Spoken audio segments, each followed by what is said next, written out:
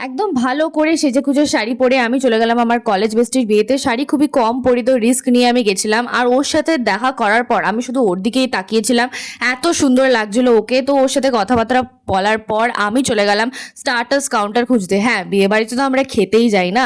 তো স্টার্টার্সে ছিল রেশমি কাবাব, টিক্কা কাবাব, হরিয়ালি কাবাব, fish crispy. একদম প্লেট ভরে সব বারবার করে নিয়ে খেলাম। আর খেতে খেতে ডিনারের টাইম হয়ে গেল। ডিনার খেতে চলে গেলাম। লাইটস দেখতে দেখতে দেখো কি সুন্দর লাগছে মেনুটা তোমরা পজ করে দেখে নিও। স্যালাড কাউন্টারে অনেক ধরনের স্যালাড ছিল, পাস্তা ছিল, কিন্তু আমি গ্রিন স্যালাড নিলাম। আর চিকেন কবিরাজি, হ্যাঁ চিকেন কবিরাজি আমরা খুবই কম দেখি আজকাল বিয়ে বাড়িতে। তো আমি ওটা একদম পেট ভরে খেলাম, সব কিছু স্কিপ করে দিয়ে my love for mutton biryani is unconditional. Mutton biryani আর চিকেন কোরমা পেট ভরে খেলাম। ওটাও আমি আমি বিয়ে বাড়িতে গিয়ে মিষ্টি স্কিপ করি এটা ভেবে যে আমি যে খাবারটা খেলাম ওটার স্বাদটা নষ্ট হয়ে যাবে। তোমরাও কি এরকম করো? লাস্টে খেলাম আমি chocolate ice cream, my favourite. Please do subscribe. By.